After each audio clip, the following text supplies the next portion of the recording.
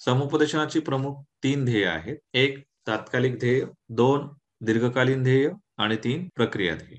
तात्कालिक ध्येय म्हणजे नावाप्रमाणेच तात्काळ सल्लार्थी व्यक्तीची समस्येपासून सुटका करून त्या व्यक्तीला दिलासा देणं हे समुपदेशनाचं तात्कालिक ध्येय आहे. त्यानंतर स्वतःच्या क्षमता ओळखून त्या क्षमतांचा पूर्णपणे आणि परिणामकारकरित्या वापर समस्या सोडवण्यासाठी कसा करावा हे सल्लार्थी व्यक्तीला शिकवणं हे समुपदेशनाचं तात्कालिक ध्येय आहे. आता आपण दीर्घकालीन ध्येय पाहू. सल्लार्थी व्यक्तीस एक परिपूर्ण कार्यक्षम व्यक्ती बनवणं हे समुपदेशनाचं दीर्घकालीन ध्येय आहे. सल्लार्थी व्यक्तीस आत्मवास्तविकीकरण आणि आत्मविष्कार प्राप्त करण्यासाठी मदत करणं याचा समावेश दीर्घकालीन ध्येयामध्ये होतो. सल्लार्थी व्यक्तीस स्वावलंबी, आत्मनिर्भर बनवणे, विचारशक्तीस चालना देणे, भावनांवर नियंत्रण ठेवण्यास शिकवणे, निर्णय शक्तीच्या आधारे योग्य निर्णय घेण्यास प्रवृत्त करणे हे समुपदेशनाचं दीर्घकालीन ध्येय आहे. आयुष्यातील भविष्यकालीन अडचणीवर मात करून सुखी आणि यशस्वी जीवन जगण्यासाठी त्यास म्हणजेच सल्लार्थीस मार्ग दाखवणं हे देखील समुपदेशनाचं दीर्घकालीन ध्येय आहे. तिसरे जे ध्येय आहे ते आहे प्रक्रिया ध्येय. सुरुवातीचे जे 2 ध्येय आहेत तात्कालिक आणि दीर्घकालिक हे दोन्ही ध्येय प्रक्रिया ध्येयावर अवलंबून असतं. प्रक्रिया ध्येयांचा संबंध हा समुपदेशन प्रक्रियेशी आहे. प्रक्रिया ध्येय म्हणजे समुपदेशन प्रक्रियेची परिणामकारकता वाढवण्यासाठी समुपदेशन प्रक्रियेत सुलभता आणणं, समुपदेशन प्रक्रिया सुकर करणं म्हणजे प्रक्रिया ध्येय. मग ही समुपदेशन प्रक्रिया सुलभ करण्यासाठी काय काय करावं लागेल? तर सर्वात प्रथम सहानुभूतीपूर्वक वातावरणाची निर्मिती, मित्रत्वाचे आणि जिव्हाळ्याचे वातावरण निर्माण करणं आवश्यक असतं. प्रक्रिया ध्येयास समुपदेशनाच्या मूलभूत आणि महत्वपूर्ण परिमिती बेसिक काउन्सिलिंग डायमेन्शन्स असं म्हणतात. कारण जर प्रक्रिया ध्येय साध्य झालेच नाही तर तात्कालिक आणि दीर्घकालिक हे दोन्ही ध्येय साध्य होणार नाही. म्हणून प्रक्रिया ध्येयास समुपदेशनाच्या मूलभूत आणि महत्वपूर्ण परिमिती असं म्हटलं जातं. हे समुपदेशनाचे 3 प्रमुख ध्येय तात्कालिक, दीर्घकालीन आणि प्रक्रिया ध्येय. याशिवाय समुपदेशनाचे इतर काही प्रमुख ध्येय आहेत. ते म्हणजे 1 सकारात्मक मानसिक आरोग्य प्राप्त करणं, 2 समस्यांचे उत्तर शोधणं, 3 व्यक्तिगत परिणामकारकतेमध्ये सुधारणा घडवून आणणं, 4 समुपदेशनाद्वारे बदल व्हावा म्हणून मदत करणं, 5 निर्णय प्रक्रिया समुपदेशनाचं एक ध्येय आहे आणि वर्तनातील बदल साध्य करणं हे देखील समुपदेशनाचे इतर प्रमुख ध्येय आहे. सकारात्मक मानसिक आरोग्य प्राप्त करणं, achievement of positive mental health. सकारात्मक मानसिक आरोग्यामुळे व्यक्ती इतर व्यक्तींशी आणि सभोवतालच्या परिस्थितीशी कसे विधायकपणे समायोजन करावे हे शिकू लागते. भावनिक ताण, तणाव, अस्वस्थता आणि चिंता यावर प्रतिबंधात्मक उपाय करणे, निर्णय घेण्याची असमर्थता दूर करणे, थोडक्यात सल्लार्थी व्यक्तीमध्ये धनात्मक जिव्हाळ्याची भावना विकसित करणे. त्यानंतर समस्येचे उत्तर शोधणे. सल्लार्थी व्यक्ती समस्या घेऊन समुपदेशकाकडे येतो. ज्यावेळेस त्या समस्येचं उत्तर समुपदेशकाला मिळतं त्यावेळेस या ध्येयाच्या म्हणजे समस्येचं उत्तर मिळाल्यामुळे आपलं जे पहिलं ध्येय आहे तात्कालिक ध्येय आणि यानंतरचं सकारात्मक मानसिक आरोग्य प्राप्त करणं हे ध्येय पूर्ण होतं. मानसिक आरोग्य सुधारण्यामुळे 3 प्रकारचे बदल सल्लार्थी व्यक्तीमध्ये दिसून येतात. एक जे विषमयोजित वर्तन असतं ते समायोजित वर्तनामध्ये बदलतं. सल्लार्थी व्यक्ती योग्य निर्णय घेण्याची प्रक्रिया शिकू लागतो आणि समस्यांवर प्रतिबंध घालण्याचं देखील तो शिकतो.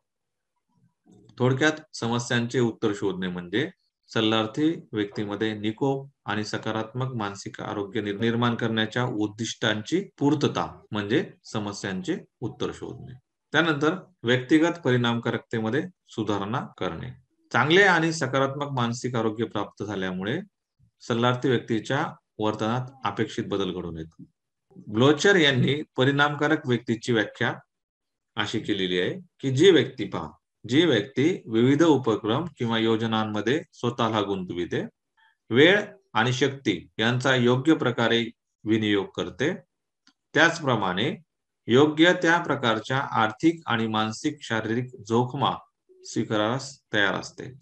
अशा व्यक्तीला परिणामकारक व्यक्ती असं म्हणतात. आणि हे देखील समुपदेशनाचं एक महत्वाचं ध्येय आहे की व्यक्तिगत परिणामकारकता साध्य करणे आणि त्यात सुधारणा करणे. समुपदेशनाद्वारे सल्लार्थी व्यक्तीच्या वर्तनात बदल व्हावा, हे देखील समुपदेशनाचं ध्येय आहे. ग्लोचर या शास्त्रज्ञाच्या मते सल्लार्थी व्यक्तीमध्ये दोन प्रकारचा बदल होणं अपेक्षित आहे.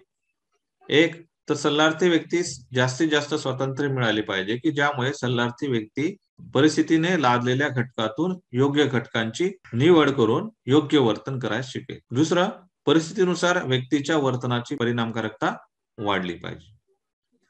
समुपदेशन प्रक्रियेमध्ये सल्लार्थी व्यक्तीला जेव्हा समुपदेशन दिलं जातं तेव्हा सल्लार्थी व्यक्तीने स्वतःचे निर्णय स्वतः घेण्यास शिकलं पाहिजे. सभोवताली त्याला जे अनेक पर्याय दिसतात त्यातून कोणता योग्य पर्याय निवडावा हे त्याने शिकलं पाहिजे. हे पहिला बदल. दुसरा की ही जी निर्णय घेण्याची परिणामकारकता आहे, सुरुवातीला पहिला निर्णय चुकेल, दुसरा चुकेल, तिसराही चुकेल, असं होऊ शकतं. मग पहिल्या वेळेस चुकल्यानंतर परत दुसऱ्या वेळेस त्यामध्ये सुधारणा, तिसऱ्या वेळेस आणखीन सुधारणा आणि चौथ्या वेळेस योग्य निर्णय त्याला घेता आला पाहिजे. नुसता निर्णय घेता आला नाही पाहिजे, तर परिस्थितीनुसार त्याचं जे वर्तन आहे ते वर्तन अधिक परिणामकारक झालं पाहिजे. म्हणजे समस्या निर्माण झाल्यानंतर त्याला त्याची समस्या स्वतः सोडवता येईल. थोडक्यात व्यक्तिगत विकास साधणे हे समुपदेशनाचं ध्येय आहे असं आपल्याला म्हणता येईल. त्यानंतर निर्णयन प्रक्रिया साध्य करणे. सल्लार्थी व्यक्तीस निर्णय घेण्यास शिकवणे म्हणजेच निर्णय प्रक्रिया साध्य करणे.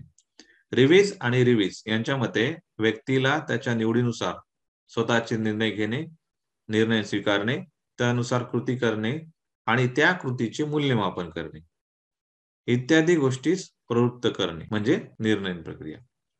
समुपदेशकाने सल्लार्थीस निर्णय कसे घ्यावेत याबाबतची माहिती, तसेच ती माहिती कशी गोळा करावी, माहितीचे विश्लेषण कसे करावे यासाठी मदत केली पाहिजे. पण सल्लार्थीच्या वतीने समुपदेशकाने कधीही निर्णय घेऊ नये. फक्त सल्लार्थी व्यक्तीला मदत करावी आणि सल्लार्थी व्यक्तीलाच निर्णय घेऊ द्यावा. त्यानंतर सर्वात शेवटचं समुपदेशनाचं ध्येय आहे वर्तनातील बदल साध्य करणे. आपल्या वर्तनात बदल करण्यासाठी प्रयत्न करणारे 3 प्रकारचे समुपदेशक असतात. 1 वर्तनाभिमुख समुपदेशक, 2 विकासाभिमुख समुपदेशक आणि 3 अस्तित्वाभिमुख समुपदेशक. हे 3 प्रकारचे समुपदेशक हे वर्तनात बदल साध्य करण्यासाठी असतात. तर पहिले जे आहेत वर्तनाभिमुख समुपदेशक, हे सल्लार्थी व्यक्तीच्या वर्तनात बदल घडवून आणण्यावर भर देतात.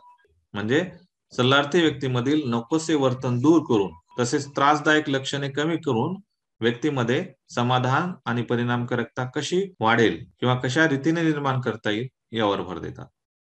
तर विकासाभिमुख समुपदेशक हे सल्लार्थी व्यक्तीमधील सुप्त गुण आणि क्षमतांच्या विकासावर भर देणारे समुपदेशक असतात.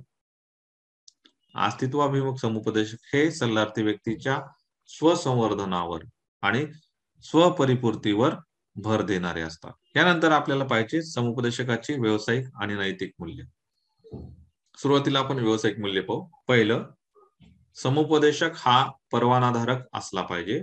समुपदेशकाने मानसशास्त्रातील पदव्युत्तर पदवी धारण केलेली असावी. आणि लास्ट तिसरं अधिस्वीकृती आणि विशेषीकरण. तर नैतिक मूल्यांमध्ये जबाबदारी, सक्षमता आणि गुणवत्ता, नैतिक आणि कायदेशीर प्रामाणिके, सार्वजनिक निवेदन, गोपनीयता, ग्राहकाचे हित, व्यावसायिक संबंध, मूल्यमापन तंत्रे आणि संशोधनातील मानवी सहभाग यांचा समावेश होतो.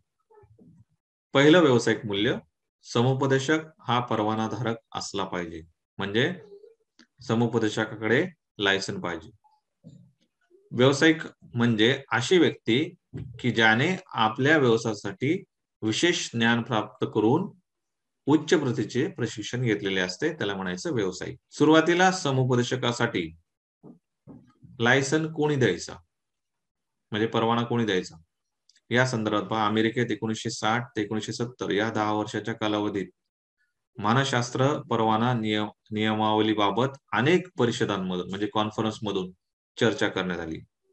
तसेच समुपदेशकाच्या कायदेशीर जबाबदाऱ्या म्हणून काही प्रमाणके ठरवण्यात आली. शिक्षण आणि प्रशिक्षण देणाऱ्या संस्था देखील स्थापन करण्यात आल्या. परवानाधारक आणि प्रमाणपत्रधारक या दोघांमध्ये फरक आहे. परवानाधारक असणं वेगळे, प्रमाणपत्रधारक असणं वेगळे. परवाना म्हणजे काय? अगोदरच प्राप्त केलेली शैक्षणिक पात्रता आणि गुणवत्तेच्या आधारे संबंधित व्यवसाय करण्यास शासनाच्या यंत्रणेने संबंधित व्यक्तीला दिलेली कायदेशीर परवानगी म्हणजे परवाना होय. तर प्रमाणपत्र म्हणजे अगोदरच निश्चित स्वरूपाची व्यावसायिक गुणवत्ता प्राप्त केलेल्या व्यक्तीच्या बाबतीत एखाद्या शासकीय किंवा खाजगी मंडळाने व्यावसायिक स्वरूपाची कायदेशीर किंवा बेकायदेशीर स्वरूपाची प्रक्रिया म्हणजे प्रमाणपत्र होय.